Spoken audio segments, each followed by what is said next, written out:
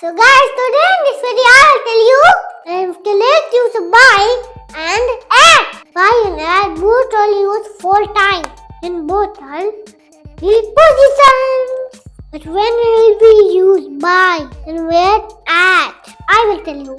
So guys आज की video बहुत ही ज्यादा इंटरेस्टिंग है। दृश्य आज की वीडियो में आप लोगों को सिखाएंगे ना बाय और एट का सही इस्तेमाल क्या है।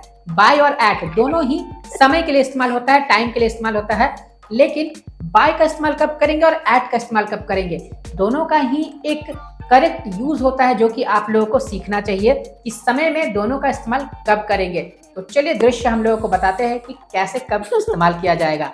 बाय और एट दोनों ही प्रीपोजिशंस है, तो चलिए सीखते हैं प्रीपोजिशन को। और आने वाली वीडियोस को देखने के लिए इंग्लिश सीखना है तो आपको चैनल को सब्सक्राइब कर लेना चाहिए। चलिए शुरू करते हैं। Hi everyone, I'm Mr. Raj and you're watching Textile Drishe. So guys, buy and add both are used 4 times, but add is used for different time and buy is used for indifferent time. So guys by और at दोनों का इस्तेमाल समय के लिए किया जाता है, टाइम के लिए किया जाता है, पर एट का इस्तेमाल डेफिनेट टाइम के लिए किया जाता है और बाय का इस्तेमाल इनडेफिनेट टाइम के लिए किया जाता है। तो अब इसका मतलब क्या है ये भी आप एग्जांपल से समझ लीजिए। For example, I'll leave it at 6 o'clock and I will leave it by 6 o'clock. The first sentence it is fixed that I will reach sharply at 6 o'clock. It is all. But the second sentence, I will leave there near about 6 o'clock, but not exactly at 6 o'clock. So in second sentence, it's not sure that I will reach at its sharp time. So we have used at in first sentence and by in second sentence. Guys बहुत ही बढ़िया example दिया दृश्य ने। First sentence में दृश्य ने बताया, first example में दृश्य ने बताया I will reach there at 6 o'clock, यानी मैं वहां 6 बजे पहुंच जाऊंगा।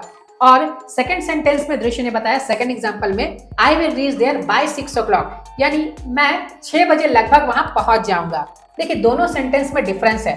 फर्स्ट वाले सेंटेंस में क्या है, बिल्कुल श्योर है कि 6 बजे शार्पली मैं वहां पहुंच जाऊंगा, लेकिन सेकंड जो सेंटेंस है ना उसमें थोड़ा डाउट है कि 6 बजे नहीं, लगभग 6 बजे के आसपास मैं वहां पहुंच जाऊंगा।